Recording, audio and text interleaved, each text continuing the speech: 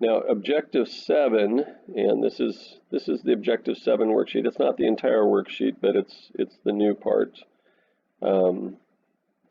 The first 4 problems are very similar to each other, and then 5, 6, and 7 are also similar to each other, and then the remaining part of the worksheet is review. So let's just go ahead and talk about problem number 2 right now. We're doing solutions of functions. Okay, so number 2, we've got the graph of y equals f of x and y equals g of x here. And notice that they're labeled.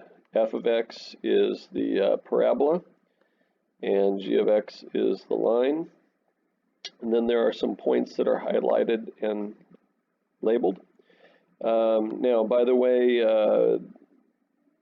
sometimes we have the graphs fixed up so that it's like you're looking at a graphing calculator screen, and so there's no points showing that the parabola is finishing off, so really it's like there are arrows, and same thing for the line. It's more like this is maybe like what a graphing calculator screen would look like, where it's just kind of going off the edge of the graph.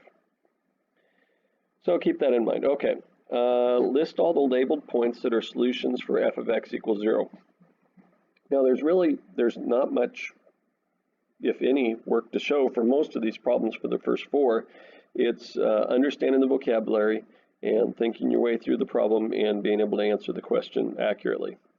Okay, so f of x is another way of writing y.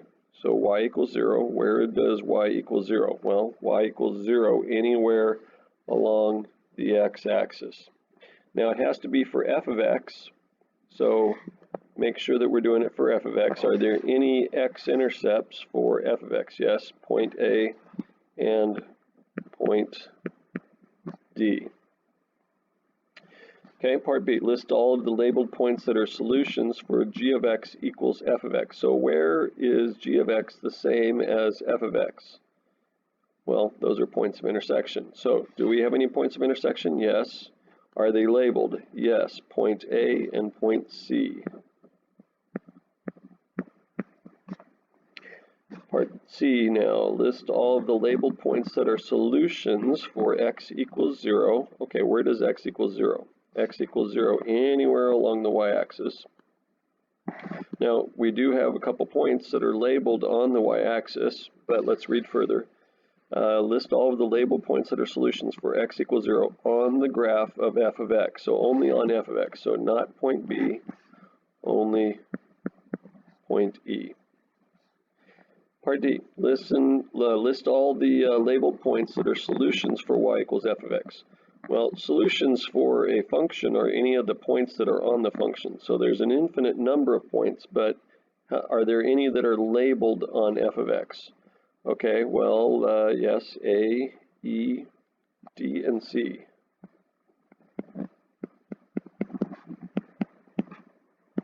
Now you can put them in alphabetical order if you want, but you don't have to. I just went in order as I went around there.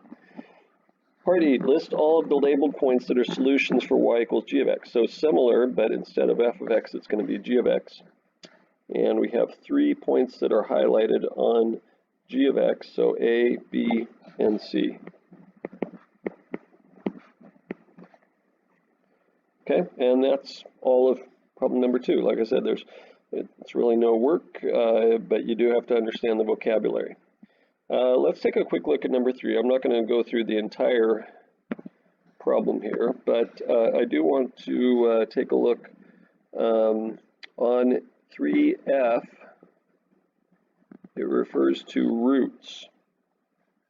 Okay, so roots, also known as zeros. Okay, and if real, if the roots are real, if the zeros are real, then also known as x-intercepts. So we've solved for some things that are imaginary.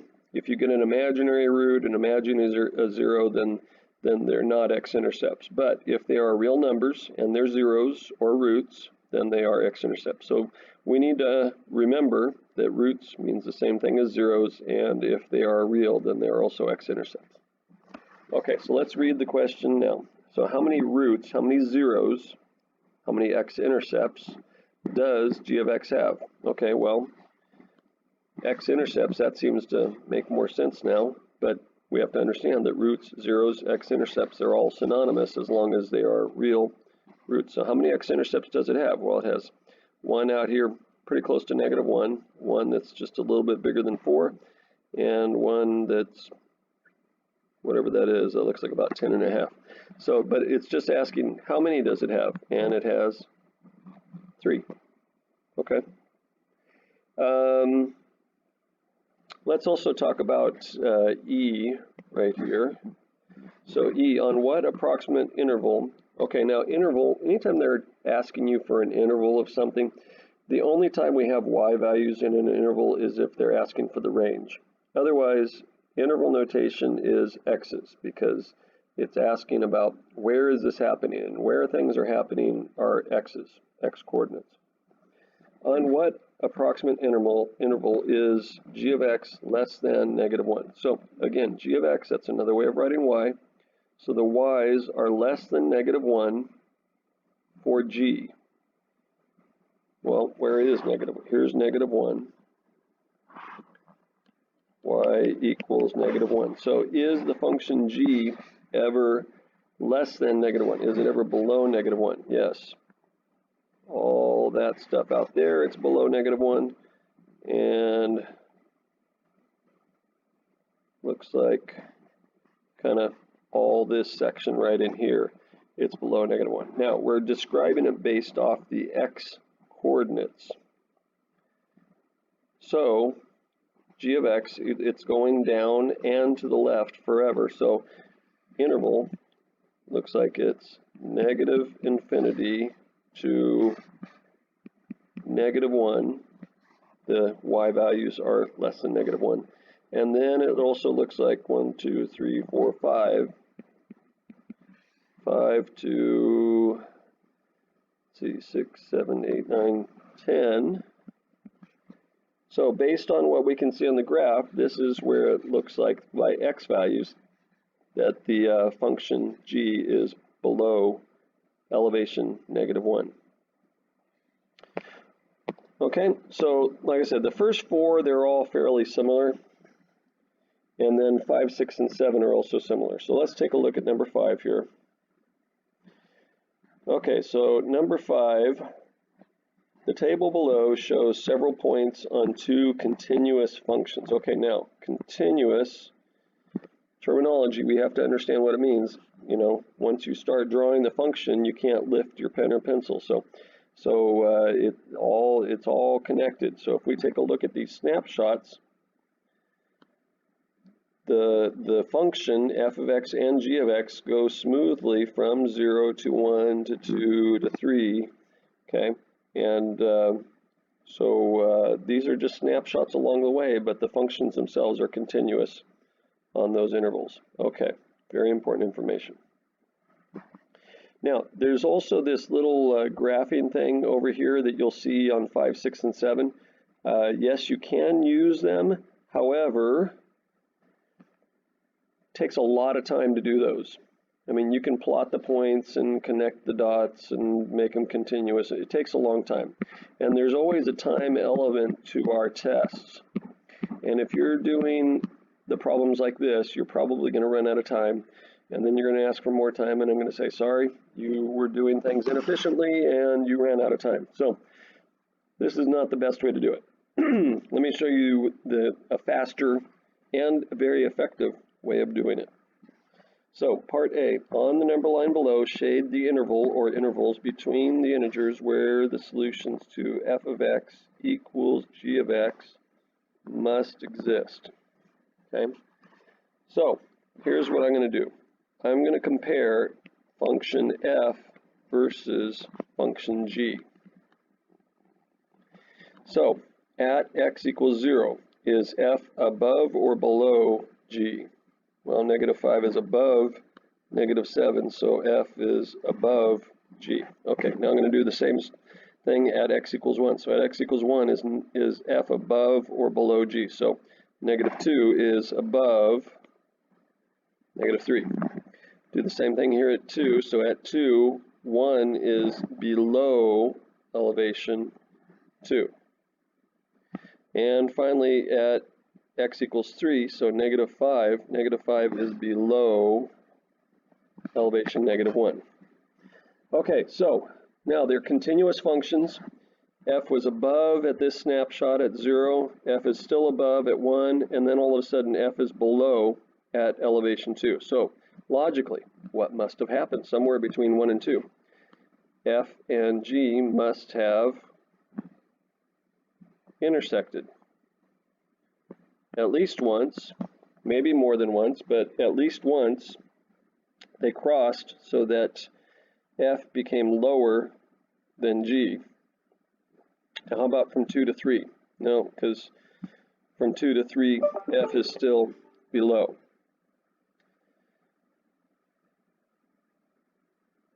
Okay, so where must F equal G? At least between 1 to 2, the open interval from 1 to 2. Now, is it possible that F could equal G somewhere else? Could they have crossed from 0 to 1? Yes, but there's no evidence showing that that must be true. Same thing with from 2 to 3. There's no evidence showing it must be true. Okay, let's try the next one. Now we'll speed up a little bit. Now we're checking for f of x equals 0. So I'm going to do f versus elevation 0. So f at x equals 0 is -5. -5 is below elevation 0. At x equals 1, -2 is below elevation 0. At x equals 2, +1 is above elevation 0. Notice it went from below to above, so therefore it must have crossed elevation 0 somewhere between 1 and 2. Okay, last one, number 3. F is at -5 and it's below. So again, it was above, now it's below. So somewhere between 2 and 3 it crossed. Okay, now I know some of you are going to say, well, can I just write from 1 to 3?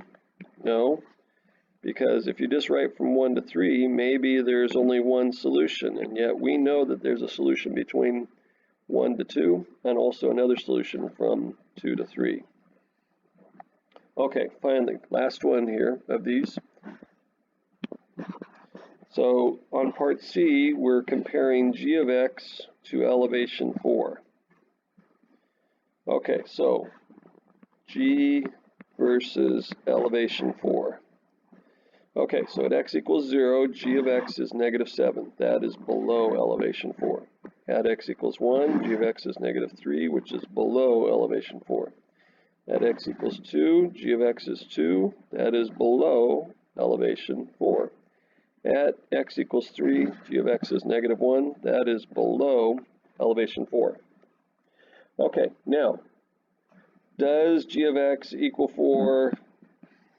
Does that have to happen somewhere on any of these intervals from 0 to 3? No, it doesn't have to, because g of x, every snapshot that we took, g of x is below elevation 4. Could it have happened? Yes, it could, but we have no evidence showing that it must have occurred, and so therefore there is no evidence showing that g of x equals 4 must occur. So you really can't say that there's just no solution, because we don't know for sure, but based on the evidence that we do have, there's nothing showing us that g of x equals 4 must occur. Okay, so that's worksheet 7. The last few problems of worksheet 7 are all review from earlier in the unit. Let's take a quick look at worksheet 8 right now. Okay, and worksheet 8, there are 12 problems here, and now there are some more after the first 12, but we're not going to assign anything except the first 12 for this worksheet right now. Okay, so first thing, when we are graphing systems of inequalities, we are doing the AND situation, which we talked about earlier in this unit, which means that we are looking for intersection, and specifically it's intersection of shade, because there's inequalities. There's going to be shade happening.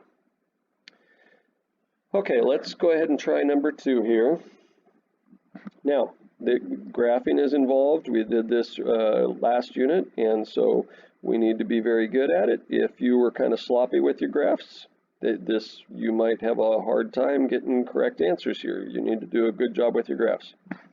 So, y less than negative x squared plus 1. Okay, so that's a parabola.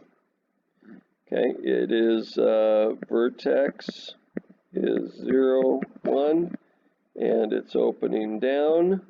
And because it doesn't have equals, that means that it's going to be dotted. Okay, so 0, 1. And if I went 1 point to either side, I would go down 1.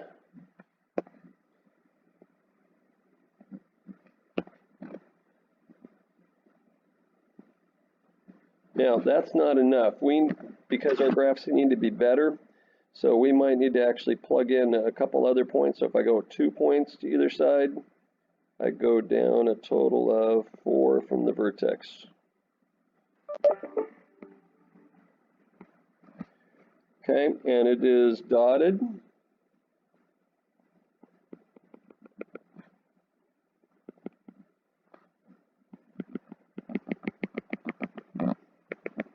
Okay, now, when we are doing the shade,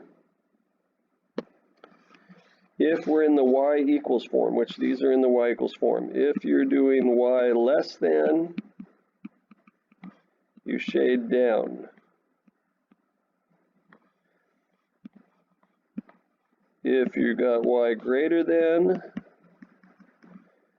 you shade up. Okay, now if it's equals, it just means you have a solid curve. But we've got shade going. So now don't shade yet because we're looking for the intersection. But for this one, y less than, we would shade down.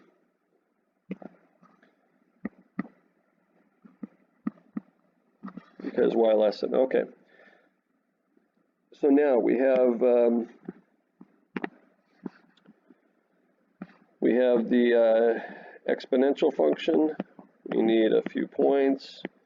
0, 1, 2 should be pretty good, it looks like. So 2 to the 0 minus 3, 2 to the first minus 3, 2 to the second minus 3. And also keep in mind what the horizontal asymptote would be. But don't go all the way across, just to help us out a little bit here. 0, negative 2, 1, negative 1, and 2, 1. Now this one's solid because it's got the equals.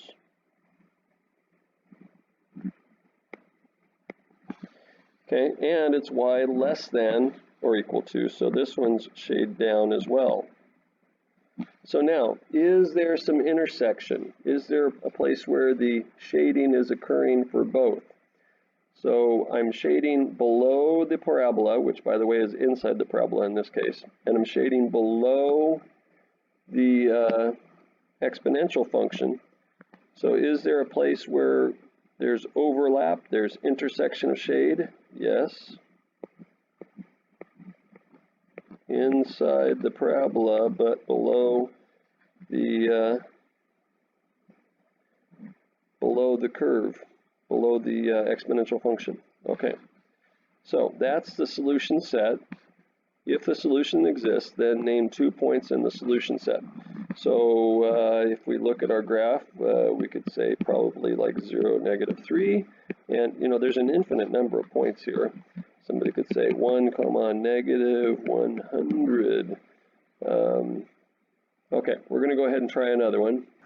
Okay, so the next one we're going to try is we're going to go ahead and do number 10 here. Now, the reason why I'm doing number 10 with you is it actually has 3 different inequalities that we have to deal with. Okay, so, and we're looking for the intersection of the shade of all 3 then. Okay, so x greater than -1, so, okay, it's an inequality, but what if it was just x equals -1? What's x equals some number? Isn't that just a vertical line? Yes. So x equals -1. Of course, it's x greater than -1, so dotted.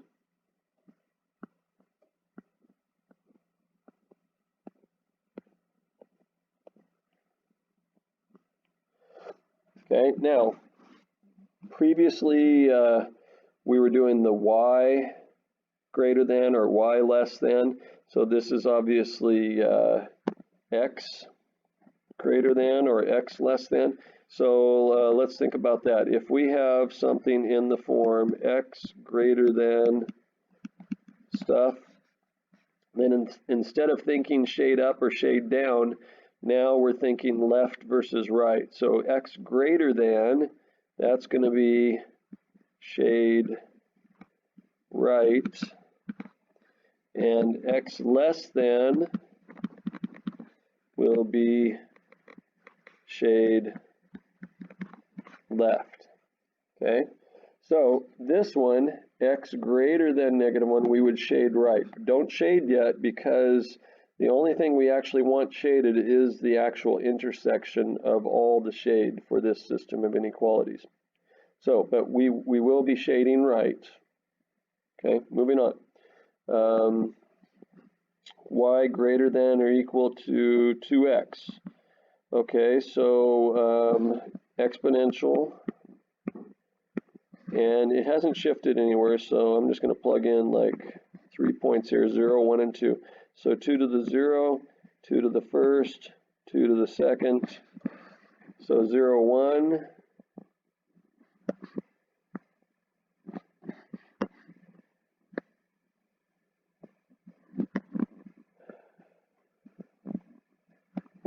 One, 2, and 2, 4. Now keep in mind that the horizontal asymptote, that I just put it out there to the left. Okay, and this one is greater than or equal to, so it's a solid curve. Okay, so it's doing something like this. Okay, now this one, y greater than, so we are shading up. So above the exponential, to the right of the to the right of the vertical line. So right now we can kind of see where it is, but we have one more to go. Okay, so the last one that we have to go is the line. It's a line, y equals 1 minus x. Okay, so we can see that the it's in y equals mx plus b form essentially. So 0, 1, and the slope is -1, -1 over 1. So as I go to the right,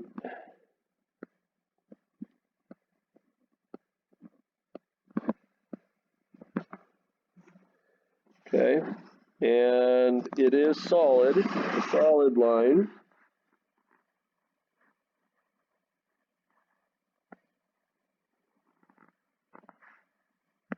Because it's got the equal part. Okay, so, and I'm shading down, y less than. So shade down.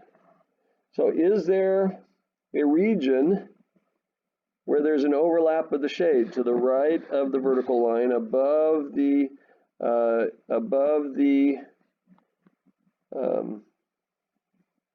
exponential and below the line. Yes, there is. It's just that it's kind of small. It's right in here, and it's hard for me to shade that. Okay, so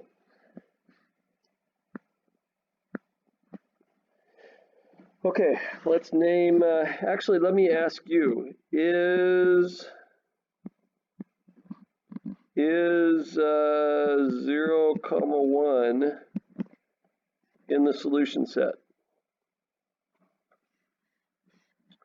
Yes. It's actually where two of the curves are intersecting, but the two curves are both solid.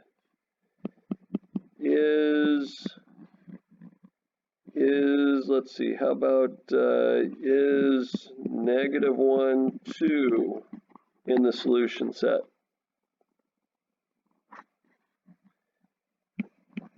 No. It's a point of intersection between two of the lines, the vertical line and the other line, but notice how the point of intersection, one of them is solid and the other one is dotted. Since it's a point of intersection, if even one of them is dotted, it's not an intersection. It's not common to both. So -1, 2 is not in there. So if we were to pick out another point, it would have to be kind of fractional or decimal value, something that fits in that little itty bitty shaded region.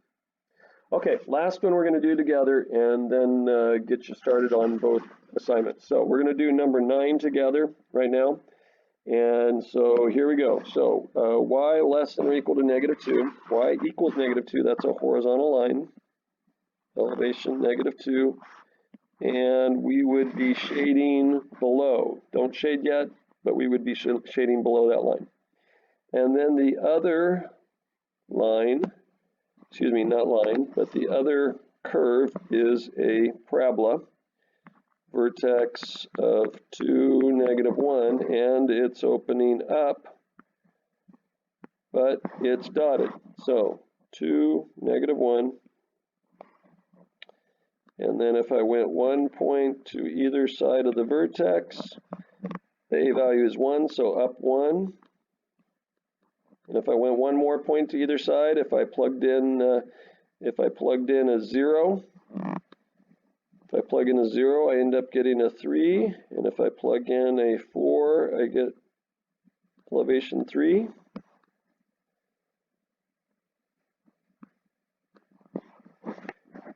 And that one's dotted.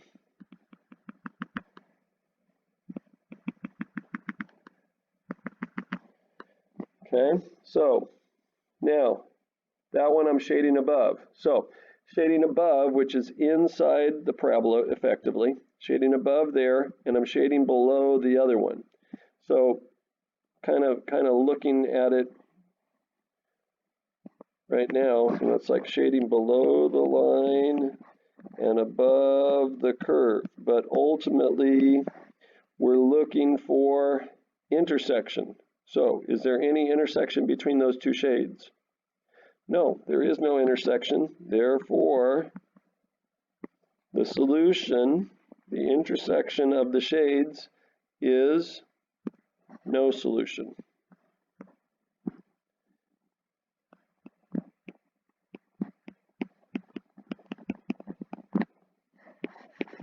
There is no intersection of the shade for problem number 9. And so therefore there are no points in that solution set.